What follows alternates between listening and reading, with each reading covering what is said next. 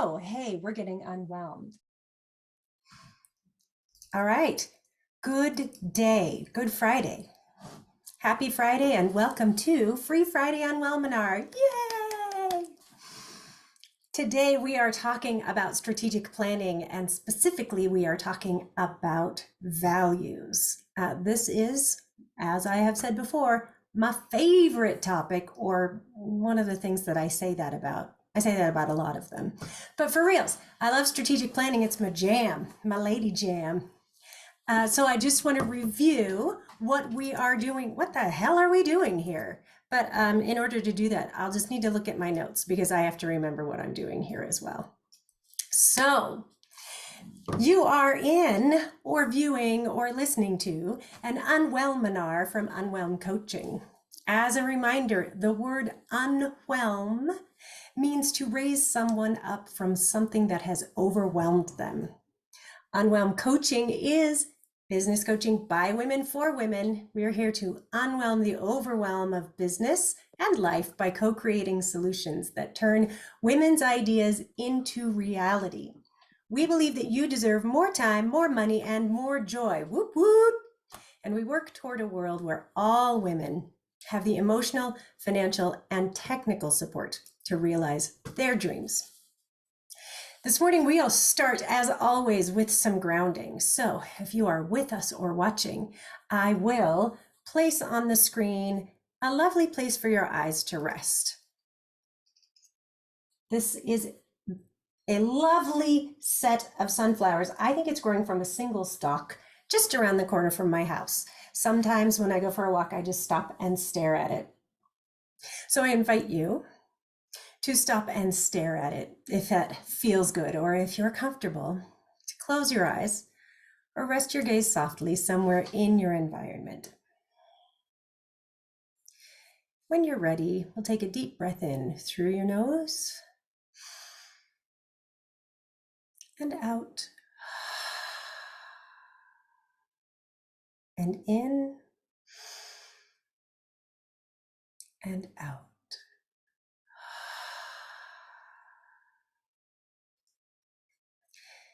As your breathing returns to normal, I invite you to make sure that you are centered in yourself. Feet on the ground, booty centered, back straight, shoulders down and back. And pay attention to small things. Is your brow furrowed? Try to relax your forehead. Relax your eyes, relax your jaw, even relax your tongue and your throat. Focus on where you feel the breath entering and leaving your body.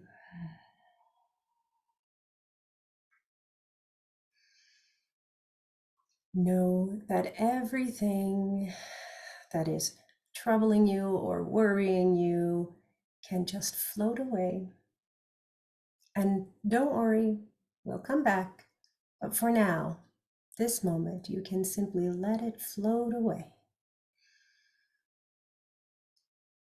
And you can always come back to breath for centering and calming and presence. I invite you to take this energy with you through the rest of your day and through Mercury retrograde and through the new moon. And may your breath be your anchor, and may you be present. With one more big breath in and out. When you're ready, you can rejoin the room. Thank you. So today we are talking about values.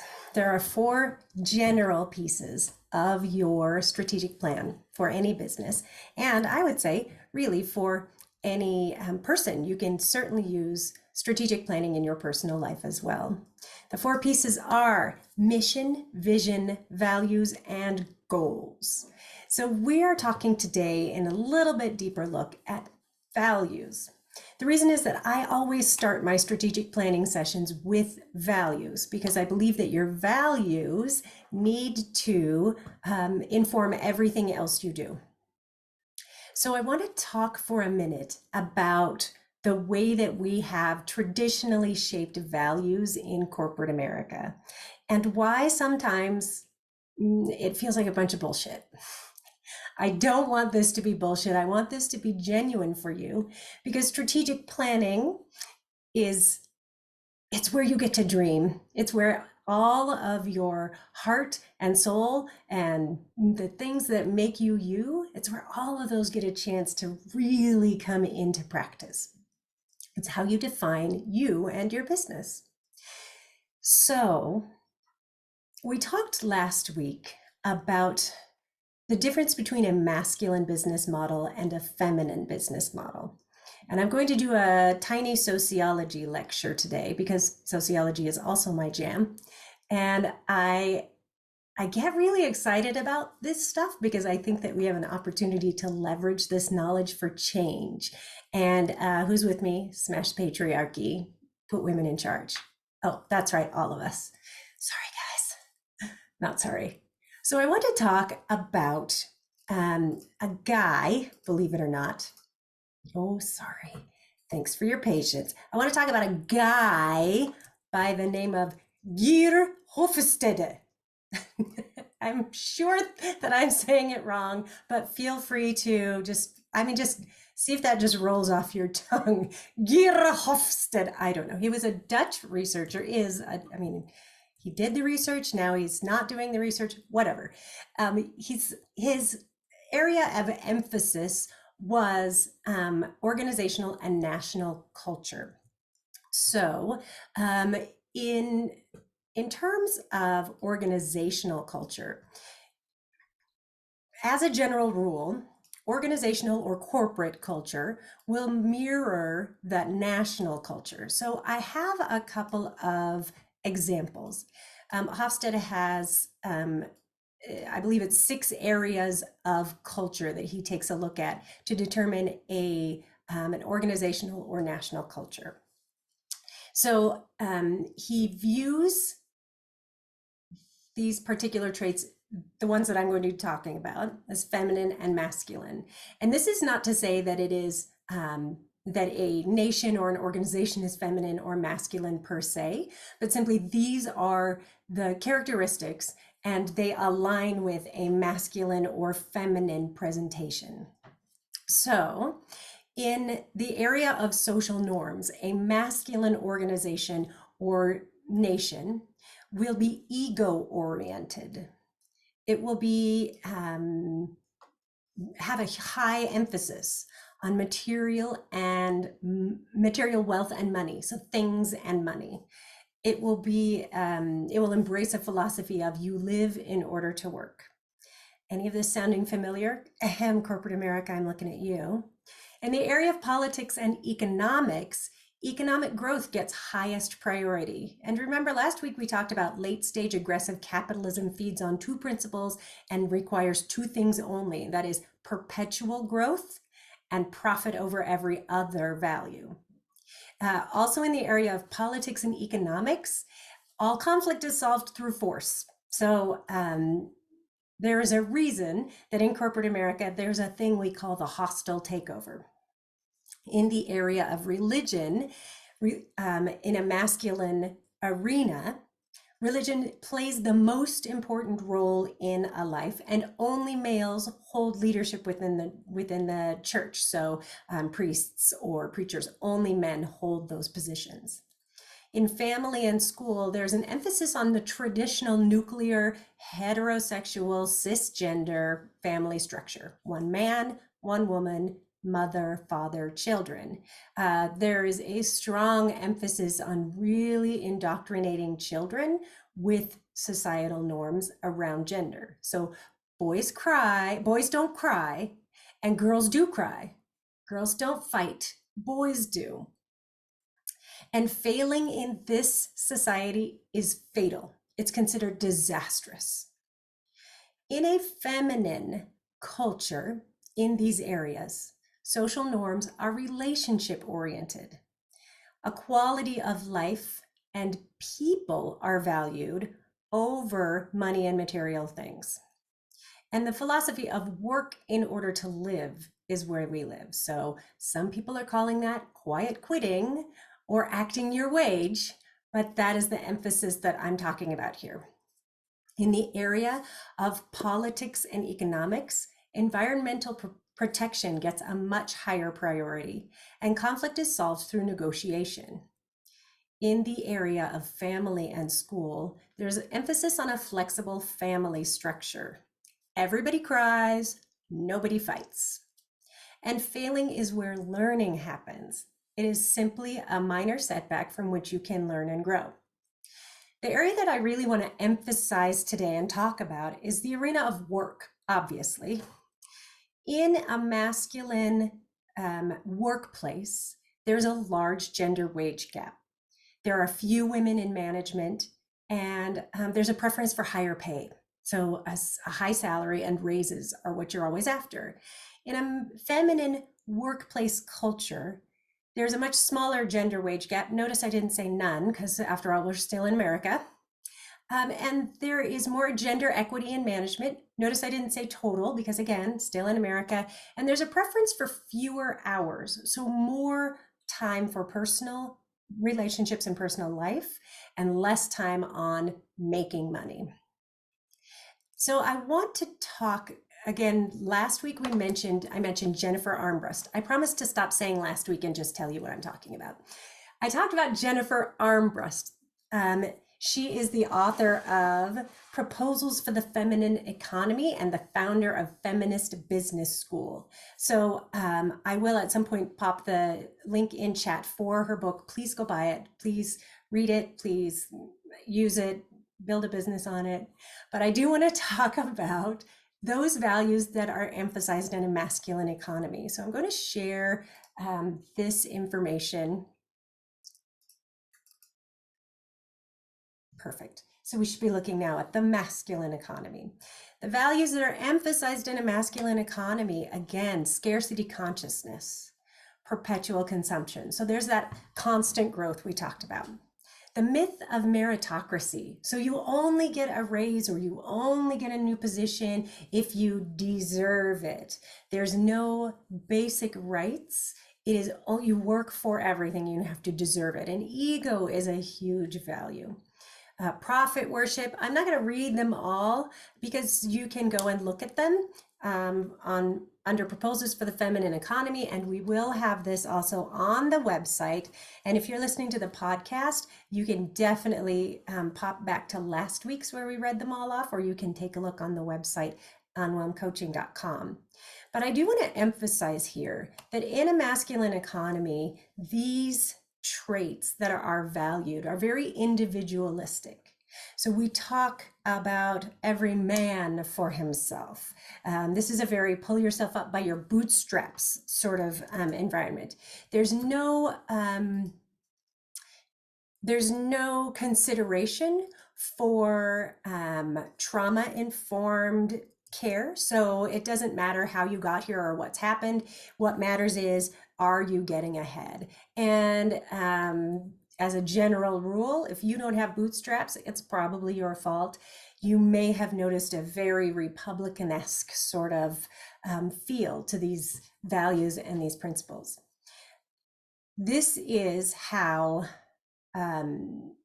we have been traditionally trained to get ahead in business.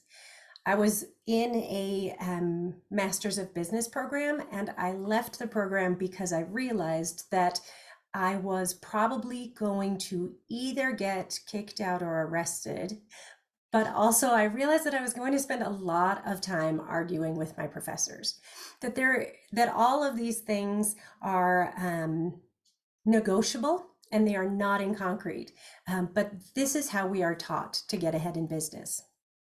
Instead, Proposals for the Feminine Economy posits that we can use a feminine economy and build a business based around feminine values. And again, these are simply values that have been assigned a feminine, characteristics that have been assigned a feminine value. Cyclical growth, so we're reinvesting in the business and the people. Intimacy, sustainability, care, asking questions. I have a dear friend that I admire deeply, and we've worked together. And every time she approached conflict, every time conflict came up for her, she would approach it with curiosity. And she routinely would say, I'm curious about. And she would hold space for the questions and the answers without judgment.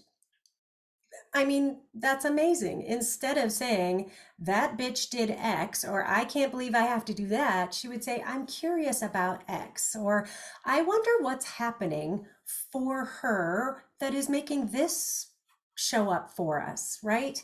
That's a very, very different point of view than how women are taught to behave in the workplace, which is catty and competitive. And we are taught to believe that there is nothing but scarcity, so that we cannot succeed unless someone else loses. So again, I'll point to the feminine economy of values of honesty and gratitude, collaboration and interdependence. If my colleagues, my clients, my professional and personal friends, if they succeed, I succeed. So I want to talk now about how we might incorporate these things into strategic planning. I'm sure you can see some connections. I don't need to explicitly draw the dots. I'm talking about values. We are talking about values. So I'm going to just briefly mention that you can take this kind of amazing gender role test. I'll put the link in chat, and I will also, I wonder, Jen, if you could put that in the comments of the Facebook live feed, so that if you're following along on our live feed, you can just click over and take this test. If you are a woman in business, and if you have felt ever that conflict between being female and also being either in leadership or in business, or even in the nonprofit world, this happens, you may have found yourself being called things that sound like bossy, opinionated, pushy. I'm speaking personally, of course. But you may also have heard these things. So you may also have experienced that a male colleague or a male counterpart could be exhibiting these same behaviors and be called decisive and clear-headed and assertive. So there's this very strong dichotomy that men, when they display a behavior, have been praised for it, and women, when they display a behavior, are called bitch. If you've ever felt like you were devalued or not listened to in a professional setting, and that your thunder was stolen by, say, a gentleman, loosely speaking, I once again remind you that you are operating in a system that values masculine energy from masculine presenting people and cis het white men overall. It doesn't mean that you're a bossy bitch.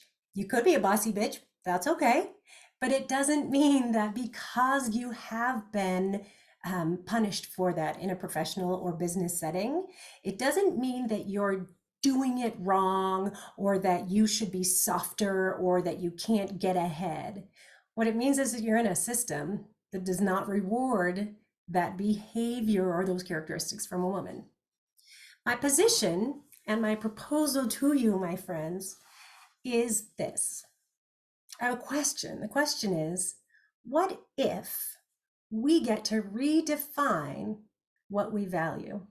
What if we get to decide what gets rewarded and what gets punished? What if we're in charge and we say we value feminine traits, a feminine nation, a feminine corporate culture or nonprofit culture? What if we say we value quality of life over working to live, over living to work? What if we say we go to work and we do what we love and then we take a break? What if that's our value? I'm telling you right now that we have the power to do this.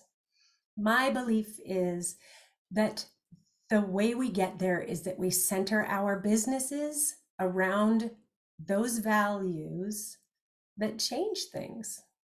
So there is nowhere in my in the Unwhelmed Coaching values where we talk about the grind or growth or profit. That is not to say that I don't work my ass off, because I do. And there are weeks that I put a lot of time in. But the values that we espouse at Unwhelmed Coaching are about collaboration, and they look a lot like those feminine values. So I'm just going to run through our values. We value honesty. We value fun. I mean, that is not a masculine profit-making preference right there. We value empowerment, collaboration, vulnerability, women supporting women. So those values to me personally and to Unwhelmed Coaching mean that we conduct our business in a very different way than we would in a typical corporate American structure. It also means that as a business coach, personally, and everyone who works with me, every Unwhelmed coach that works with me, we embrace a different way of coaching and supporting our clients. So we are not here to say you can't make money, or that you shouldn't focus on making money, or that you shouldn't be rich. No, fuck that. Get the money. There is no reason that you cannot do business like a woman and still be ridiculously filthy rich, and unapologetically so. So now we're about halfway through our hour and I'm still preaching, and I haven't even talked to you about how do you come up with your values. So I will do a little bit more talking and then I'll move on, because it's the Unwhelminar. It's not the sociology lesson, though there's no reason it can't be both. I'm just saying. Yes, I will go ahead and do a TED Talk. I'll invite you all. That's fine. So I want to talk about how can you get to values. This is just a really quick overall description of our process. I want to remind you that strategic planning and every step of strategic planning is not a thing that you can rush through. This is a place where you really have to slow down to speed up. This is foundational work for your business. Again, can you have a successful business without a strategic plan? Absolutely. Can you make money and be a business person without defining your company or corporation values? Sure, no problem.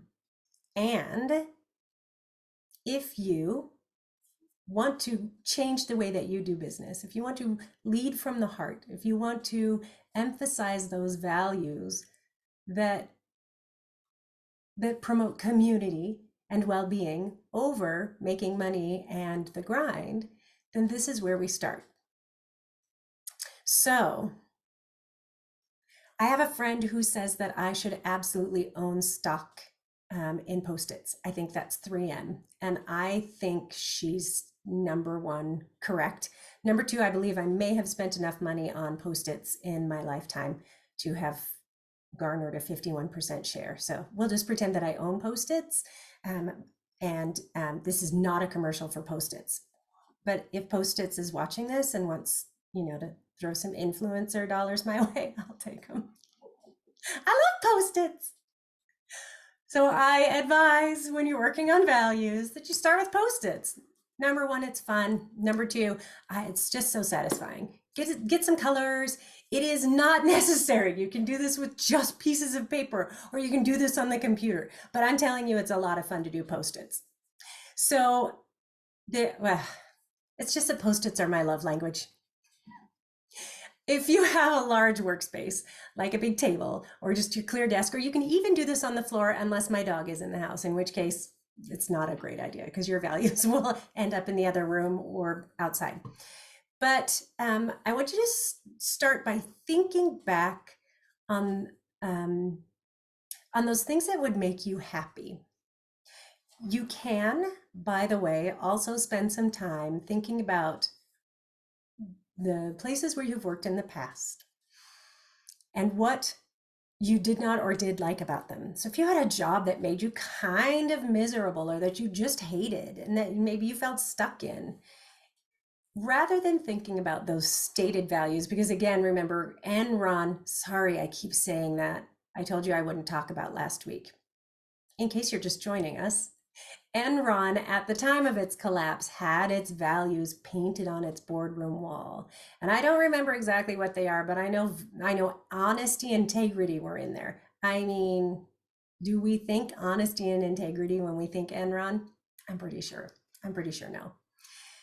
So if you have worked in a place that had values of community and healing, but had a cultural expectation of overwork, and there was a lot of drama and unclear communication, I will tell you that what you do is what you value. That's a tough one. What you do is what you value. So Enron did not value honesty and integrity. Enron valued profit above all else, gender and pay inequity, and absolute gobs of money and power for a very few people. So you can use those kinds of examples to define what you are not. So this is a place where brainstorming rules apply. There is no wrong answer. You don't have to second guess. This is getting words from your heart and your brain out onto paper. This is where you will find out why. Why are you in business? So be ready to come back to this little question over and over and over. For instance, if you found at a previous workplace that being disregarded triggered big feels in you, you probably value validation, being seen and heard and recognized. And if being lied to sent you straight into a rage, you can bet honesty is on that list. Establishing your values is as much a process of clarifying what you don't want as what you do want. If it's helpful for you to get some outside input, you can ask a few trusted people who really love you to describe you and your work in 5 words. Chances are you'll get 1 or 2 pieces that come back to you over and over and over, that people recognize that these are values that you hold. So you're going to take all of this information and you're going to write it on separate pieces of paper. Yeah, separate pieces of paper or different cells in a spreadsheet if you really want to get sexy. But the point is that you want to make sure that it's leaving your brain and you don't leave stuff on the table, or theoretically on the table, stuff in your head, stuff on your heart. You want to be sure that you're just pouring it out there. So this is, again, a place where you'll need to make sure that you have time and space. So one way to get that time and space is to block it on your calendar. So if you're going to be doing some strategic planning and you need to work on values, you want to define the values of yourself, your business, your organization, or your plan, then you'll need time and space. So don't start this process when you are 20 minutes from having to go and mitigate the rage of an elementary school pickup line. Rawr. Or when your puppy hasn't been walked in a day and a half and is bouncing around a little bit like a cheerleader on extra caffeine. Not that that's happened at my house, allegedly.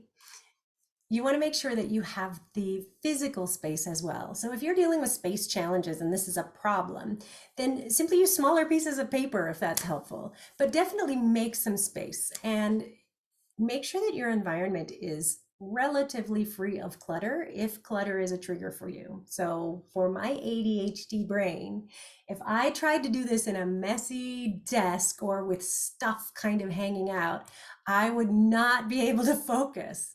And I'm telling you not to go on a productive procrastination cleaning binge. Again, that's totally happened to me. Yes, absolutely. Last week I had a deadline and I was running right up against the deadline. And yes, I absolutely spent an hour cleaning out the refrigerator. Totally did not absolutely need to be done, but that's what I did.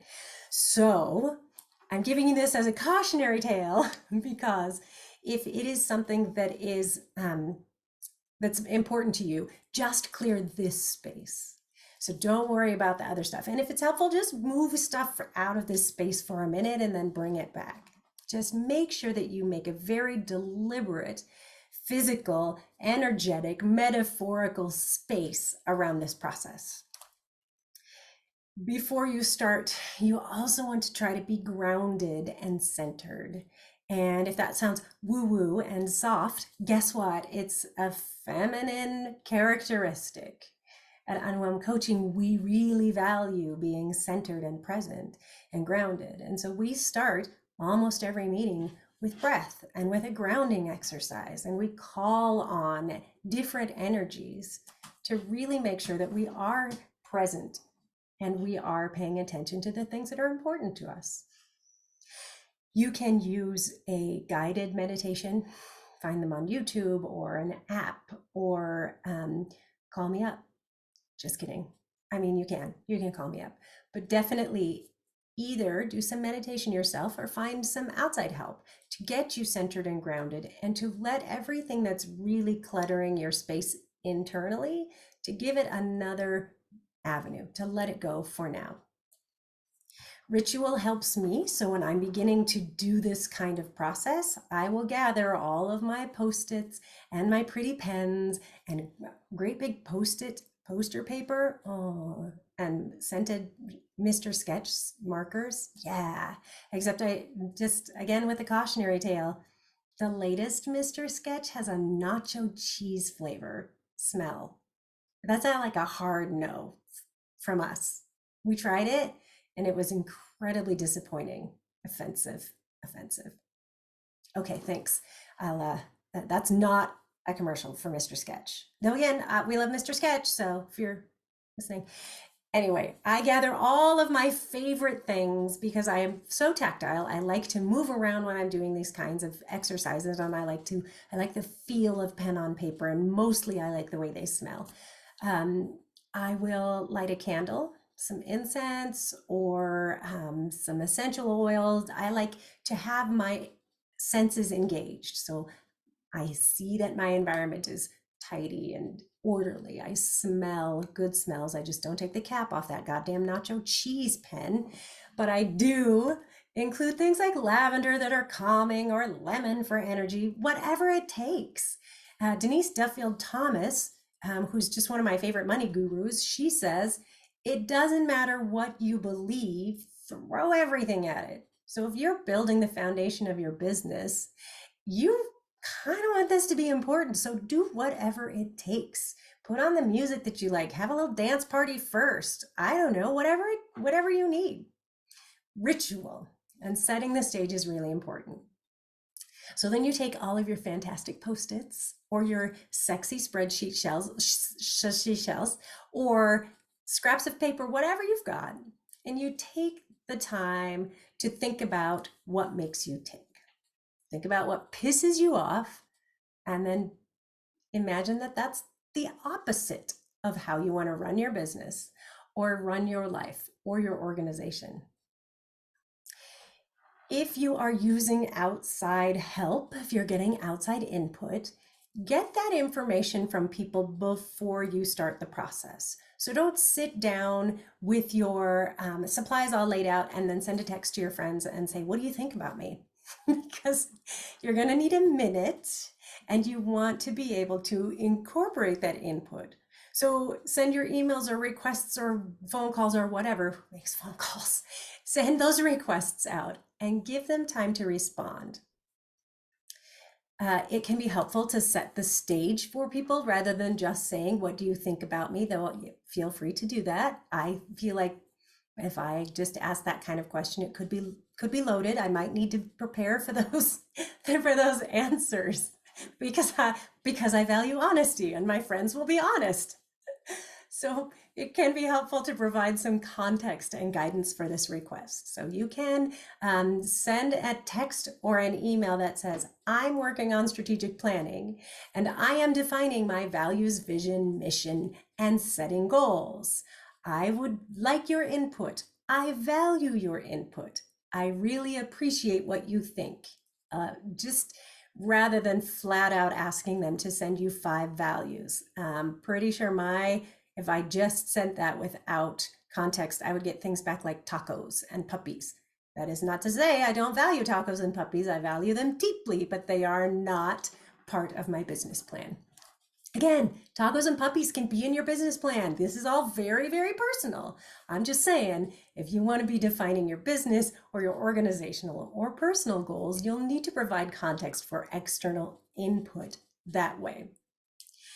After you have told them why you are asking for this, then you can say, "I will be defining 5, 6, a handful of values that will govern the way that I do business or conduct my organization or conduct myself. And I'm wondering if you have noticed any particular characteristics that you think are of high value to me." In that case, you're much more likely to get things back like loyalty, honesty, humor, fun, friendship. You'll get those kinds of answers instead of tacos and puppies, plus tacos and puppies. Never really a wrong time for tacos or puppies, or fun or honesty or all of those things. Once you have all of that input, don't censor it. This isn't that state. That's not where we are yet. That's not that kind of conversation yet. So rather than censoring, you simply put everything out there. The reason I suggest Post-its is because you can move them around and they can still remain anchored. So because I'm a visual thinker and because I like to move when I'm brainstorming and thinking this way, it really, really helps me to be able to see different areas and groupings and colors. So take those fabulous Post-its and sit back, read them all through, and if you've got the space to do so, and if it's helpful, walk away.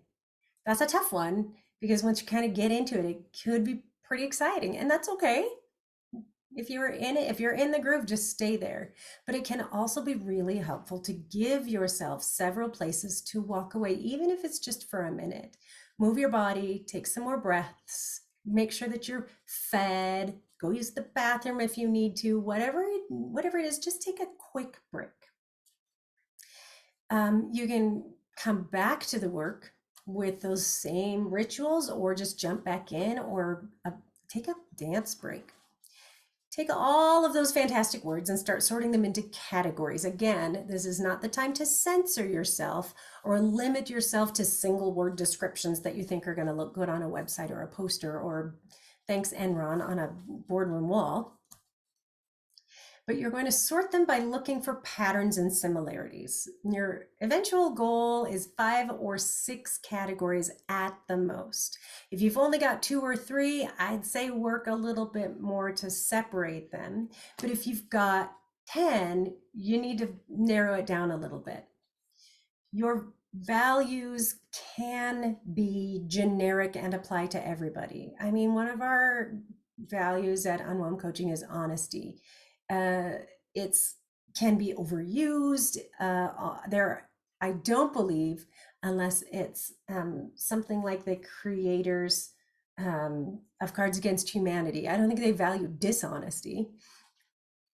So if it seems generic, that's okay. We're just hanging out with them right now. When you have everything sort of sorted, take a look at each category and see if it can be distilled down further. So you may find that there are 2 words for the same thing or 2 words that can mean the same thing, and you'll find one that resonates a little bit more with you. For each category, we're going to break it down and find one or two words that, or two phrases that can really describe this kind of category. And then if you're kind of stuck, that's another place where you can get help from outside sources. I don't know, like a business coach. I wish we knew one. JK kidding, that's me. But you can also ask those trusted friends and advisors, your hype women, for help here. You can say, this is where I am in the process, and I've got these words here, and I'm wondering if you can talk through them with me. Or send them the list and say what resonates and what doesn't. You can get help in a way that works for you. There's no wrong way to do this process. What I'm describing is my way. I've done it gajillions of times with nonprofit organizations, with for-profit organizations, corporates, with individuals, with small groups, with volunteers, with paid folks. And this is the process that works for me. If you want to use this process and bastardize it and change it up, go for it. The answer here, as we were talking about with my friend Sarah, the answer is not what should you do or how should you be creating this list. The answer is what will you do? You can follow this process to the letter, but will you? If it makes you uncomfortable or you just know you're not going to do it, then don't. And don't beat yourself up over it. This is your process. So at this point, you've broken it down. You've distilled it down into a couple of words for each category, or 1 or 6 or whatever, and you maybe need to get some outside help. But when you get the next step of really defining one word or phrase for each category, then this is the place where you walk away for sure. You're done for now. You're done for now. You will do this step first because this is how you get there. You can't just start small and expand. You start with all of the things you value and narrow down to those that are most important to you. It's important to note that this list is not exhaustive. So you don't have to define every single value that you hold dear in business in this process. You can recognize that honesty may not be on your list, but you value it. That's okay. These are the most important defining pieces of your business. They're your why and your how. They also govern who you work with. So when you have those values, I want you to write them bigger. And in this case, I do want you to use pen and paper so that you can really see them. Or if it's more comfortable for you, a printer with big pieces of paper.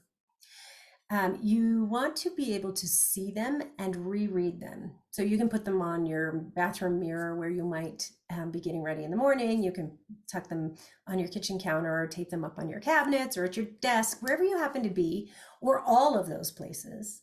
And you just keep looking at them. I advise you sleep on this at least one night, two. And if you get up the next morning or come back to them after a break and they still resonate and you say, yes, this is exactly what I stand for, then you're in the right place. This is exactly where you should be. If you come back to it and you go, this piece is really missing, but I already have 6, then you just kind of take a step back and you say, what else falls into this category? So maybe humor and lightheartedness are on your list, and you can simply combine them, and you can assume that humor is also a part of lightheartedness. For instance, something doesn't quite fit, some time away and some sleep will let your brain work it out in the background, and you're likely going to come up with these answers without a lot of conscious effort. The conscious effort will be in getting them from your brain and heart onto paper or the screen, and then your brain and your heart will work on it. And if that's too soft, you can know that science shows us that when we are working on a thorny problem and we step away and we allow our brain to rest, that our brain works on that problem or that challenge in the background, that sleep resets and regulates us, and that time away and breathing allows us to be more creative and have access to our problem-solving skills. So there's a little science to back up your woo-woo. If you're woo-woo, get out all of your crystals and all of your incense and call on all your ancestors, whatever it takes. When you get to that place where you have those values and you feel like they are solid, then you have got the building blocks of your entire business. I have personally a personal and a professional strategic plan. And there's no surprise that there's enormous overlap between the two. They're like a Venn diagram that's almost a circle. If that's how it looks for you, congratulations. That means that you are ready to build your business leading from your heart, leading from what's important to you, and fuck what the masculine economy and what a capitalist society says that you need to do. You do not need to worry that your values are too soft or they don't work for business or you can't figure out how to incorporate them. We will get there and you can trust the process. But this process for me is always fun. And when I'm working with clients, it is incredibly illuminating to see, especially women, because that's who I work with, to see women really beginning to define themselves in a way that is really inherent to themselves. It isn't the way that other people or society define them. Wife, mother, carpool coordinator. It is how they define themselves with strength, with integrity, with loads of fun. I have a client who really values affirmation, and her entire business is centered around making sure that people feel heard and seen and connected. Do you think that that was in Enron's strategic plan? Fuck Enron, we're not going to do that. You want to make sure that these values reflect who you are. Sticking with your business strategic plan when your values align for you personally and professionally is going to be a lot easier. So, Unwhelm Coaching's values are honesty, collaboration, vulnerability, empowerment, women supporting women, and fun. It is my deepest desire and intention that everyone we work with can readily see that these values are embodied in all that we do, the way we select our clients, the way we communicate with them, the way that we present our work. So this is my goal for all of you, that you take the time to determine what's really important to you and center yourself. If you're working with a larger organization, you can gather input from a lot of people and bring it to the table, but this is a process that should be undertaken by people who can determine the direction of the business. So you're talking about the board of directors of a larger nonprofit or a corporation. You're talking about a leadership team, whatever that looks like. And you want to make sure that those voices around you are represented. So you want to get the input from boots on the ground, from people who are really the people engaging in mission delivery. So for instance, if it's a large school, you want to make sure that the teachers' voices are heard. But if you've got 40 teachers and you try to land on 6 values, it's going to be really tough. Make sure that you have representation that is clear and inclusive, and we can have a whole conversation about how to make sure those voices are heard. But when you're working with a larger organization, you do need to focus on a smaller steering committee or group that does this work. If you are on your own, if you're just starting, you're a sole proprietor, if you are partnered with someone you really care about, someone with whom you're very compatible, then this is a process for just you or just this very small group. This is where I tell you that this is the building blocks of your business, and this is really important, and also, once again, not carved in stone. If you find that what you're doing in your business indicates a different value, or one of these has fallen a little bit lower on the priority list, then change them. It's okay. If you've got the money to spend on printing and you want to reprint everything, do it. Otherwise, a lot of it is digital. Just change the website. Just change what you're saying. Just as we are not defined as one specific person throughout our entire lives, we change and we grow and we shift. Your business is your business. It's not for other people to define. So if you find that your values are shifting and changing, do this process again. It's still fun. If you're not having fun while you're doing this, call me. We'll just have a dance party while we're doing it. Once you have those pieces in place, you can build from there your mission, your vision, your goals, and you can make sure that they reflect what you want them to reflect. You can use this place to smash the patriarchy. You can use this place to determine what is valued as success and what is valued as growth, as progress. And you can use those values to define how your business is doing. If you would like to learn more about strategic planning, we will be hosting some 2-hour deeper dive workshops. They're not going to get you to the place where you need to be with your strategic plan, but they will give you the tools you need to really do the deep dive.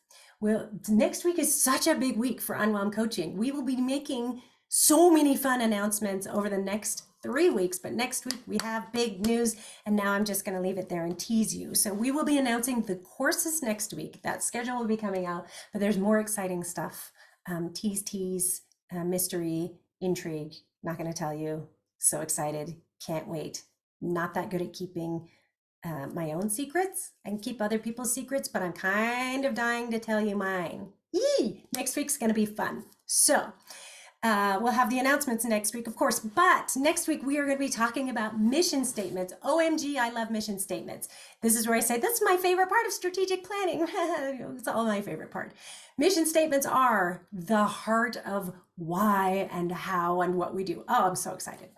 But I'm just going to bring it back down to earth and tell you that you can find us at unwhelmcoaching.com. Our handle every damn where is at unwhelmcoaching, UNWHELM, like elm. Elm is a new letter. Like overwhelm, but not. So check us out at unwhelmcoaching.com. Hit me up. Give us some feedback. Is this helpful? What questions do you have? What do you want to know? What haven't we covered? I know that's hard to imagine what we haven't covered because this is a lot of information all at once. And I'm happy to break it down and slow it down. Thank you for coming to today's Unwhelminar. Stay unwhelmed. Have a good one.